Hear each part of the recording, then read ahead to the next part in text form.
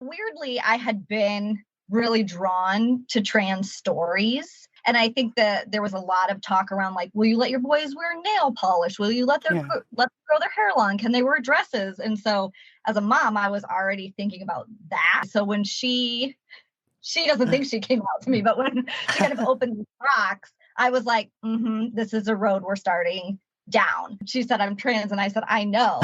I really did. I was like, okay, I'm glad that you caught up. This is the Transparency Podcast Show with hosts Shelby Chang and Michelle Herman from Long Beach, California, where we bring you life transformation stories, business, investment, personal development, entertainment, and more. Hello. Welcome back to Transparency Podcast Show. This is Michelle. And this is Shelby. Good morning. Good morning. So I heard today's guest is a dual. Yes, we have a couple. Time. I'm very excited to have people meet Nia and Katie Chiaramonte. I always put the H in there, so I'm trying not to put the H in there. And Nia specifically has been very special to me. We first talked even before I came out, and I was about a year and a half behind her, and she was a great example of, someone that was involved in church and had family, and so I was kind of following in her wake as she transitioned, and I was able to learn and glean a lot from her, so I very appreciate her. So I'm excited to have people meet Nia and her wife, Katie. That has been an amazing example of what a marriage can do and stay together in spite of transition, or even glow or thrive in transition. And so I'm very excited to be able to share their stories with everybody today. So welcome. Nia and Katie. Hi, thank you for having us. Yeah, absolutely. We're so excited to be here. They are coming in from Iowa today, where they have weather probably better than we do today. We're a little bit hotter here. Yeah. And so we're very excited to have you guys. Thank you for taking the time. Absolutely. So tell us a little bit about, I know you guys met a long time ago. You guys were kind of high school sweethearts, and even before that. So tell us a little about your relationship before you were married. Do you want to start? Do I want to start? Well, we're actually like elementary school. Oh, wow. But I don't know, sweetheart. That's what our parents would say, that we were elementary school sweethearts. We met in elementary. That's when we met. And then we became best friends in junior high school. And we had like a thought experiment of if maybe we had a band, what instruments would we play? But Nice. I did not play any instruments. Nia played the trumpet, and this was not a good band. So our imaginary band just became a really good friendship. Oh, nice. Okay. Nice. I think it was just like a ploy, to talk to each other. And so our whole relationship kind of developed, on like basketball bleachers and landline telephones, Landlines, yes. And so then we started dating our junior year of high school, our junior prom. So we're that adorable. Oh. Of course you are. Look at you now. Yeah, so we started dating in high school, and then went to college, the same college in Iowa, and then got married our senior year of college. Okay. So we've been married for 18 years. Nice. 18 years and 5 kids later. 5 kids. Tell us about your children. Yeah, so we are currently in what we call super months, which is where we can remember most of their ages, because it goes 12, 11, 10, 9. Okay. And 4. Next month, our oldest will turn 13 and ruin that super month. But they're an amazing crew of kids. They just are really fun. Yeah, they're goofy and silly, and also I think just really caring. We're like gushy parents. We're very proud of our children. They're kind of amazing in every way. Yep. All of them, all 5 of them. Awesome. I love that. That's what parents should be. And so you guys are so fun to watch on social media. I've never met Katie or your children in person, but it's fun to kind of know you vicariously through that and watch everybody grow up and getting big already. So very good. So tell us, Nia, a little bit about when you knew you were different, when you knew that the gender that you were assigned to at birth didn't quite fit. So how did that How did that play out for you? Yeah, I think, looking back, I didn't really feel a whole lot of anything gender-wise until puberty. I grew up kind of not thinking about gender, as a lot of kids do, just kind of before you hit a certain age, the world was kind of genderless. And it was for me until I hit puberty. And there were activities divided by gender and things, but that really didn't bother me until I hit puberty, and my body started to change and hit that, oh, this is not right. This is not what I want. And so I didn't have the language transgender. Grew up in a really evangelical Christian conservative home, and that kind of community, that was seen as a bad thing, number one, but also that language just wasn't even in that sphere. So it wasn't until only 5 years ago that probably 6, that I really started to explore more what was going on inside of me, and started going to therapy. I mean, really is what it took. So through therapy, then realized, well, I am transgender, and that's what this is, and that's what this has been the whole time, even though it's kind of, looked different and had some different iterations. But so that's in a nutshell, kind of started in puberty, and then the last 30 years, it took me to kind of figure out what was going on. Mm-hmm. And so therapy played a big role in that and helping you discover and kind of flush all that out. Definitely. I got to a point where I was doing some discovery on my own and just kind of hitting a roadblock. And, Katie graciously kept saying over and over, well, maybe you should see a therapist. Maybe you should see a therapist. And so finally, we have a lot of good LGBTQ therapists in town. And so I found one, and I've seen a couple in town now, and they've both been great people and have really helped me understand who I am, and then also build boundaries as I come out and, meet the world. Right. Very good. Good. That's something we try to talk about a lot, is therapy and how that's played for both of us. I'm curious, when did you mention to Katie about yourself? Did you start from when you're, like you say, you discover you have puberty? No. No,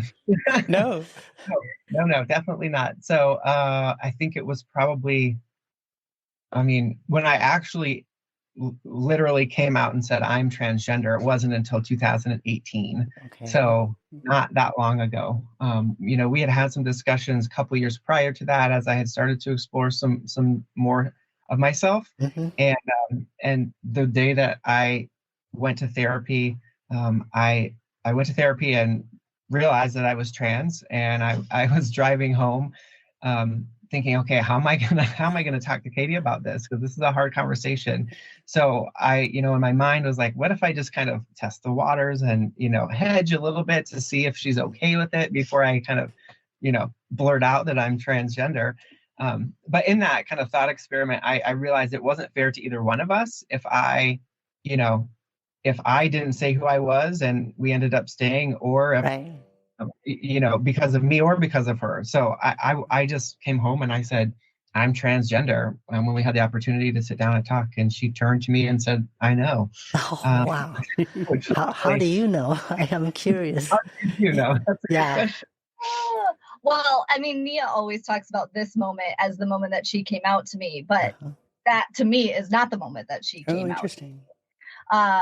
Like she said, we had a few years of conversation, around gender, centered a lot on clothing and just like feeling. Mm-hmm. So to me, the first time that she said anything like that to me, well, you did say something really early in our marriage, but it was like, that was in the past. Yeah. And so when it cropped up again later in our married life, I knew then. And weirdly, I had been really drawn to trans stories. It was like a big part of my own journey because we have boys. And I think that there was a lot of talk around like, will you let your boys wear nail polish? Will you let them grow their hair long? Can they wear dresses? And so as a mom, I was already thinking about that. Mm-hmm. And then I started getting interested in trans stories. So when she doesn't think she came out to me, but when she kind of opened the box, I was like, this is a road we're starting down, whether it was a road towards, non-binary or it was a road towards trans. I knew then. Yeah. So when she came home and said, I know, and she said, I'm trans, and I said, I know, I really did. I was like, okay, I'm glad that you caught up. Wow. I love that. So how was that for you, that process? Because it would seem like through your youth and your guys' time together, even in college before you got married, there was nothing there, right?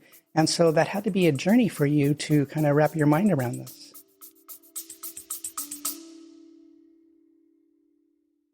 This episode is brought to you by Kitcaster. Kitcaster books you on top podcasts. How do funded startup founders attract prospects and talent? Podcast interviews. How do entrepreneurs with exits find new deals?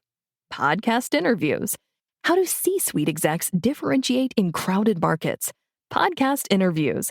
Kitcaster books you on top podcasts. Click the link in the show notes for a special offer. Celebrate good conversation. Well, I think for me, Nia had always loved me so well.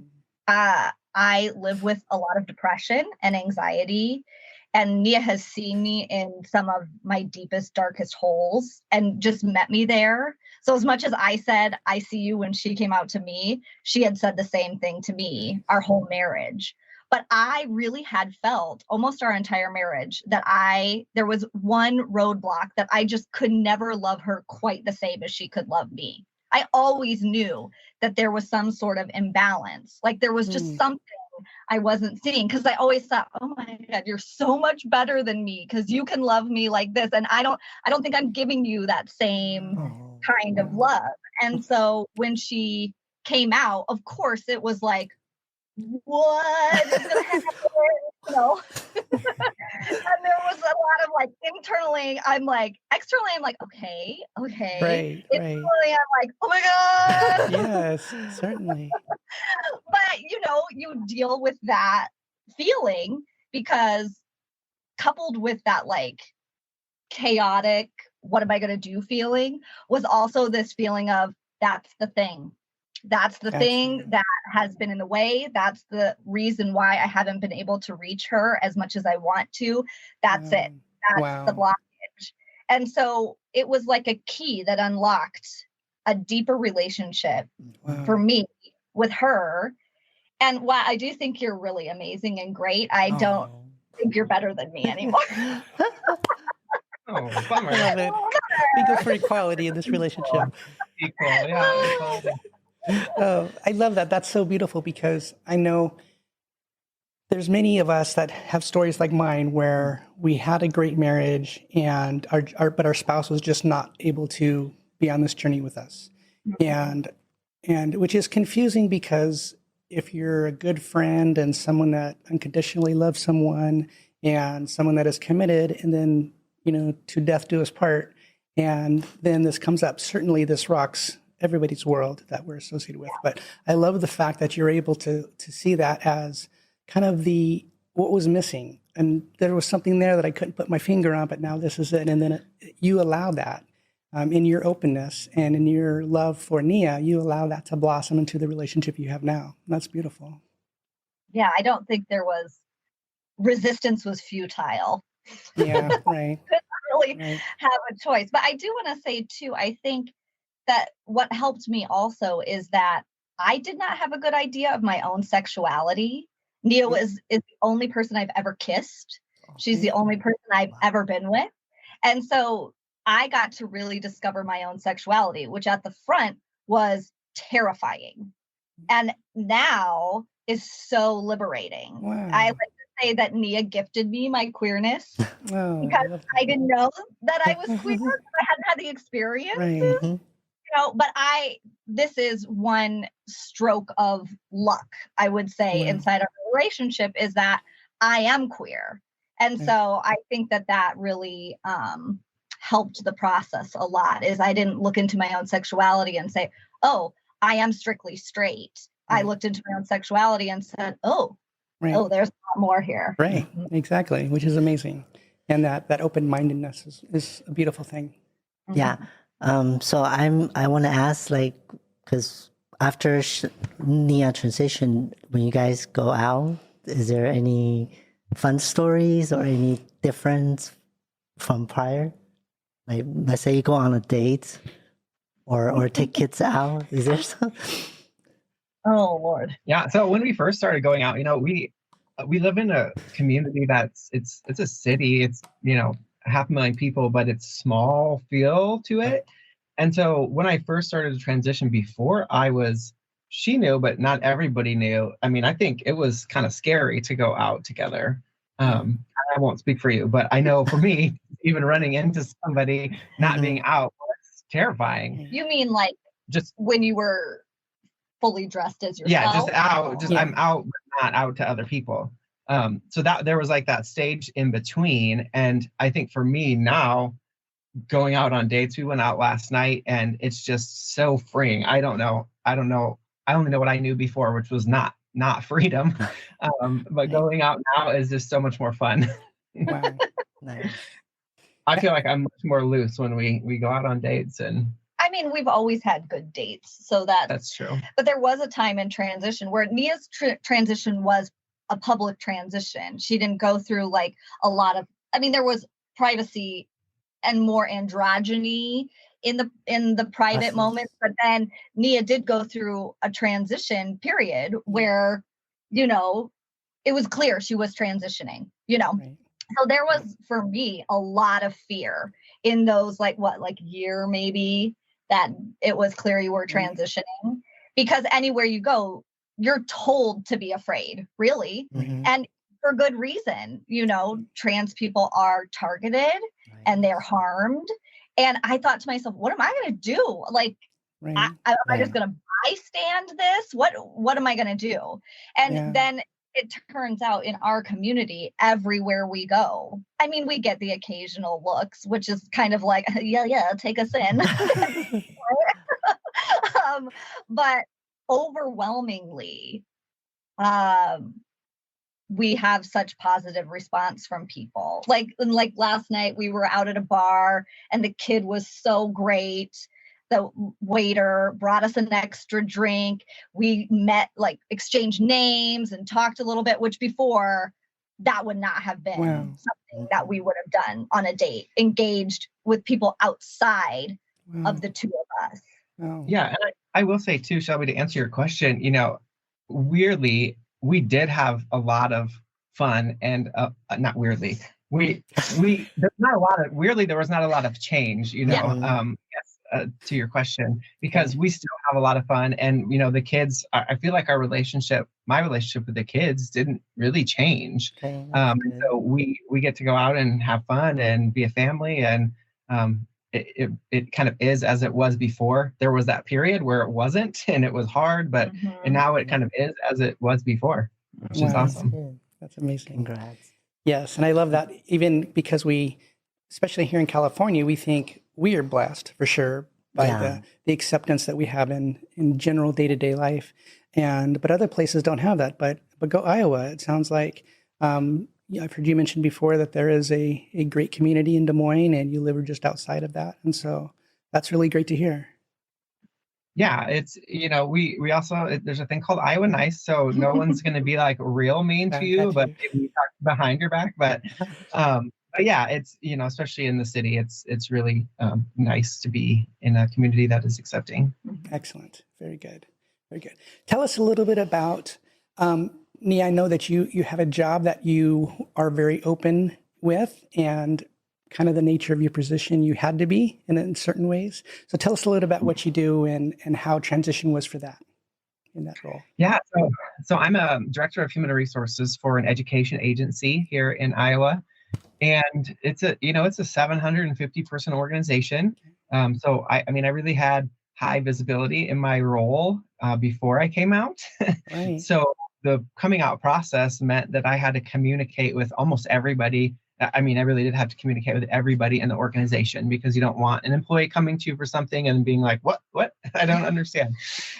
So yeah, my organization was amazing. And I know a lot of people don't have this experience, but I think because I was in HR, I was able to say, like, this would be my role to walk, if somebody came to me to help walk the organization through that. So I was able to say to our executive team, like, this is what I need. And they said, that's great. You lead the way, which I think is key in organizational acceptance, work or church. Letting the person who's transitioning lead the way is key. And my organization did that. And so I was able to write letters and, write a memo and, have the, our agency head kind of sign off on it, like, with his name, and say, like, this is what's happening. I support this person, and everybody else better support this person too. And so it really was just a really positive experience. That's great. I think that's a great point to underscore, is that the person that is coming out owns their story. And even if it's an organization or a religious group or a nonprofit, anything, that if they're allowed to communicate to their story on their own, of course, there's going to be structural policy and things to fit in that. But if they can own their story, it makes it so much more valuable for them and much a rewarding and full experience. And so that's a good point to be sure that people hear. Yeah. So talk about story. I also heard from Michelle that you wrote a book about yourself. Yes. Can you tell us a little bit about that one? Yeah, so the book is called The Story of Nib, and really this was born out of my own processing. And so I do a form of therapy called EMDR therapy, which is eye movement desensitization and rapid desensitization. I don't know. EMDR. We're not the desensitization and reprocessing. Oh, desensitization. Yeah, so desensitization and reprocessing. So essentially what it is you're looking at your own memories, and you are reprocessing some of those in a more positive way to kind of close the loop on some potentially trauma that you have in the past. And through that process, I was doing some of that, and I was processing some of my memories from, before puberty and up to puberty, and then kind of what would life have been like if I would have, been born who I am, and kind of just doing some processing. And I got to, where I met Katie and some of those memories, because we met when we were 12 really and became friends early. And I kind of kept going through that junior high processing. And then all of a sudden there was nothing, like no memories for me to look at. And so I started to look at why was that happening? And just in my mind, I'm looking around and I found this character in this wooden box that is a part of my story, obviously. And that's where the story of Nib was born.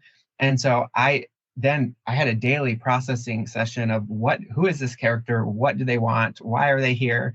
And that really is what the story of Nib is about. It's about finding a piece of me and integrating that into the rest of my personhood. Yes, I love that. And it is a deep, beautiful, meaningful, insightful journey. And so where could someone find that book? Yeah, you can Google it and get it from any bookseller, probably in local booksellers, obviously, if they have it. If they don't, try to request it through them, because I love supporting local booksellers. So just Google Story of Nib. And a shout out to the illustrator. Beautiful.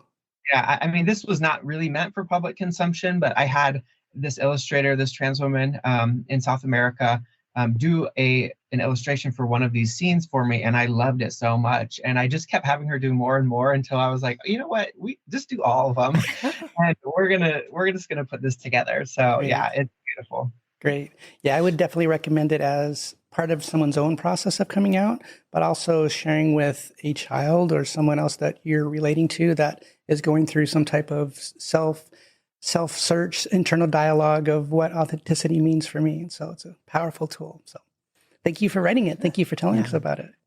Yeah. Now tell us a little bit about, you have so many things that you guys are involved in, so I wish we had all day to talk, but Love in the Face is an organization that you guys created kind of out of what was already happening, and you kind of formalized it. And so tell us a little bit about Love in the Face. Yeah, I mean, I can tell you how it started initially, as a public person in human resources in my company. Once I came out, I had employees who said, oh, my neighbor's kid is trans. Do you have resources? And my daughter has a trans kid. My granddaughter, I think it first started as a grandkid was trans. And so I started talking to these families and kind of just one-on-one, chatting. And then we thought, why don't we just formalize this where we can let people know that we're here for support. So it morphed into a lot of different things, which you can talk more about what it is now, but started with just mentoring, support, one-on-one, doing name change ceremonies and marking the time for people as they go through a transition, and a lot of stuff like that. Yeah, yes. I think what we really seek to do is support trans individuals and their loved ones and their communities. Mm-hmm. So we're very open people. So we're like, do you need a thing? We'll do that thing. We can help you with that thing. So, we kind of just go, well, we can mentor. We're very good speakers. So we're like, we could speak to that. We've done some workshops for Transmission Ministry Collective.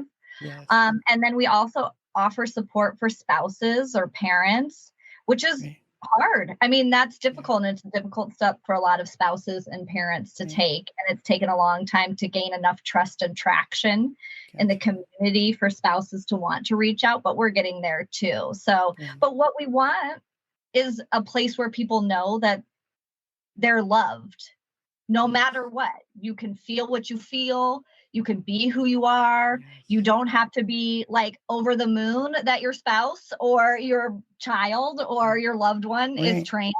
You can be figuring it out. Sure. We can help with that. We know what that feels like.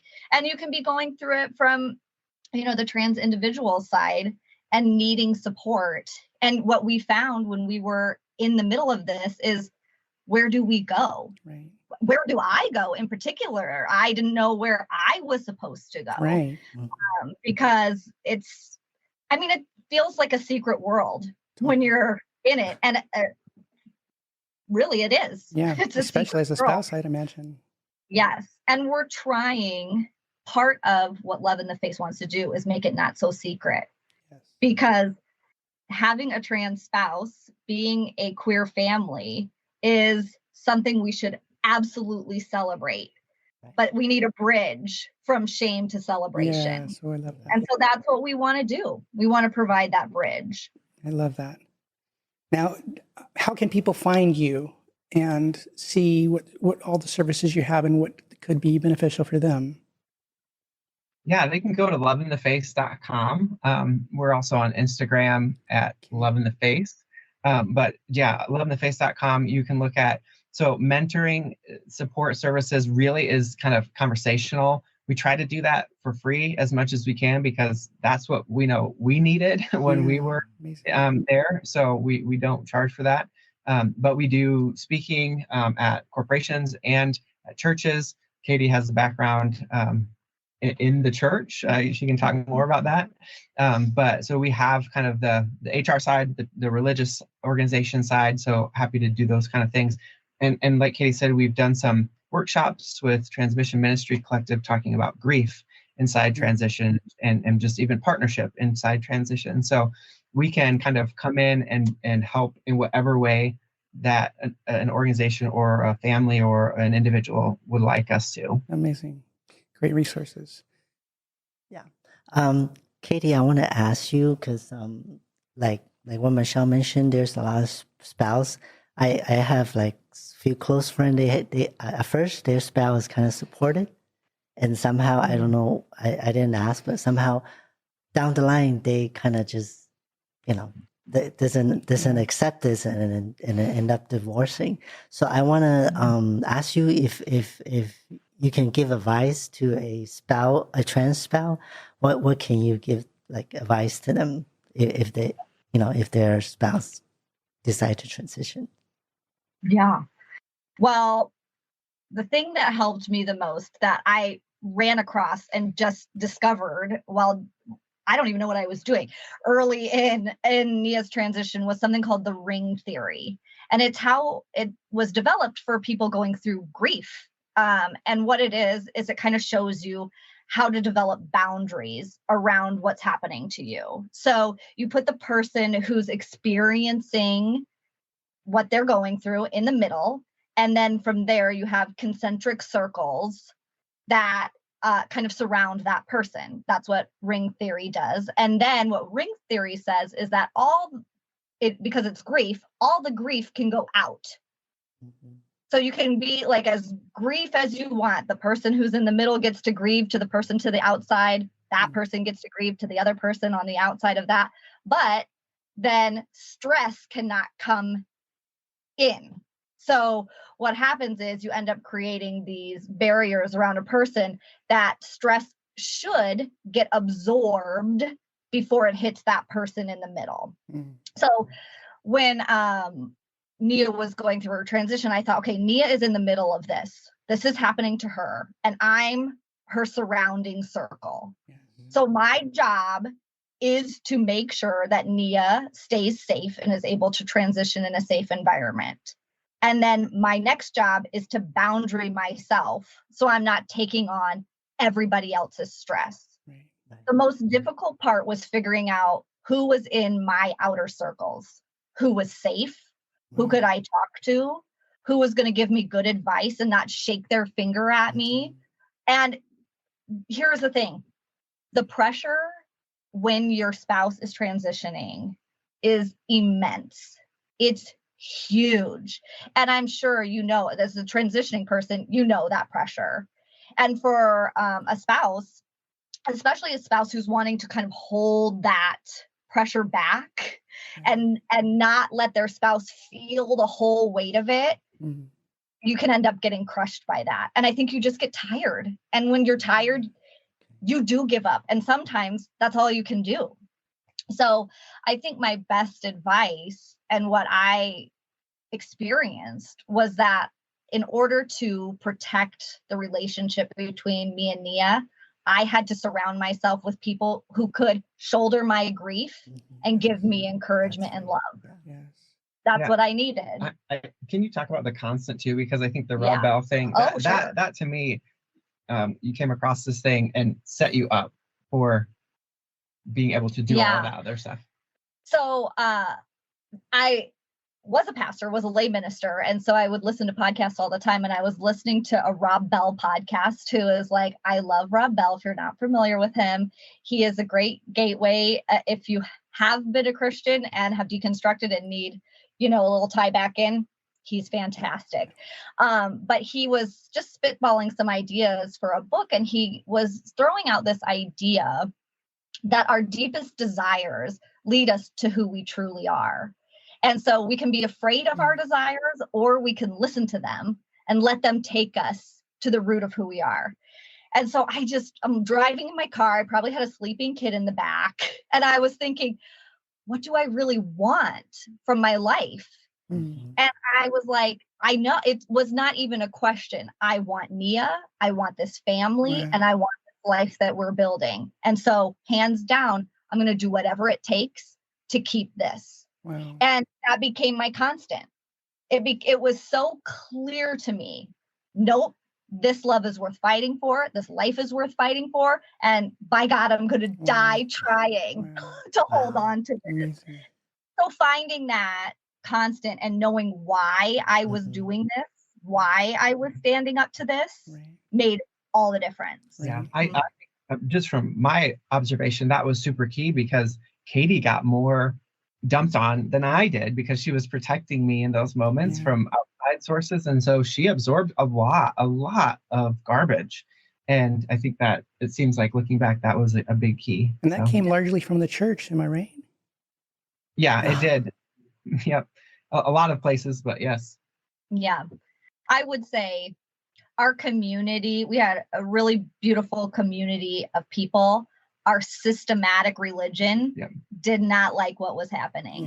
Yeah. And so, I kind of like to say that our love outgrew the system that we were in, which is tragic, because we grew up Christian. We follow the way of Jesus.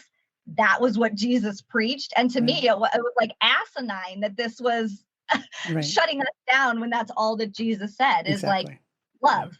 Exactly. Yeah. Yeah.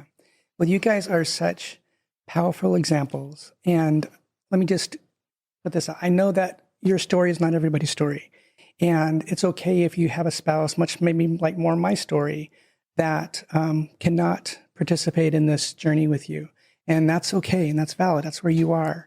But the reason I love Nia and Katie's story is because it is a story of using the difficulty and the turmoil and even trauma that a transition like this could cause, but showing how redemptive that can be and how beautiful it can be and how healing that can be, not only for you two as a couple, but for us as a community and for people that can use you and your experiences. And so thank you for, it would be so easy, especially with some of the things that you've faced there, just to kind of be internal and self-focused and just caring for your family, but you guys hadn't done that. You guys have continued to live openly and out front and creating organizations and support for people that have gone through that. And that's amazing. So thank you so much for that. Thank you. Yeah, absolutely. Yes. We believe in optimism and in hope. And as many tragic stories as there are, we've discovered there are so many beautiful stories. So the more we can tell our story, the more people can see this is possible. Yes, exactly. There's reality. Right. I think that creates hope and joy inside of our community. Definitely. At least I think that's true. Definitely. Absolutely. 100%. And so... So Lena, do you have any last words for our listener and audience? I guess the one thing I would say is have your support around you. So if you are unsure that your spouse, will be supportive, or your family, there are other people out there. Yes. I found a good trans support group even here in Des Moines, Iowa, when I was coming out, and having really good friends that you can talk to about this stuff and kind of those, circles of, safety as you go out too. Is super key as you come out, especially to a spouse, if you're unsure of how they're going to react. Find somebody you can talk to, if not a therapist, hopefully, also a friend, and reach out to us. This is for like, I do this. What? I don't even know where to start. Well, we go, tell me about yourself and let's talk about what you can do. Exactly. We are not therapists. So, that's the other thing is you need to have a therapist. Right. Yes, we definitely underscore that as well. And the community, and we've talked about community and community building here a lot. Yes. And our community has issues, and there is things that we need to continue to work through. But one thing that has even, I would say, helped save my life, and Nia is part of that, is there are people that are there that you can talk to, and you can reach out to them. And maybe not everybody would respond, or maybe, they get bombarded with different responses, but, feel free to contact Shelby or I or Nia or Katie. That's why we're here, because you need a place to start. You need some place that's safe, that you can be able to verbalize and walk through your journey and unpack things. And so, but definitely that does not replace a therapist for sure. And we don't want to say that, but the community is there, and the community is out there for you. So, Okay. So I guess that's it, right? Yes. Thank you guys so much for your time. I know it's a Saturday with your family. You could be doing a million things, but thank you. And we'll put up all the links so people can see them on YouTube and in those show notes. So thank you guys so much for your availability. Thank you for coming, and hope to see you in person again soon, Nia, and meet you, Katie, in person. Thank you guys so much. Yes. Thank you for having us.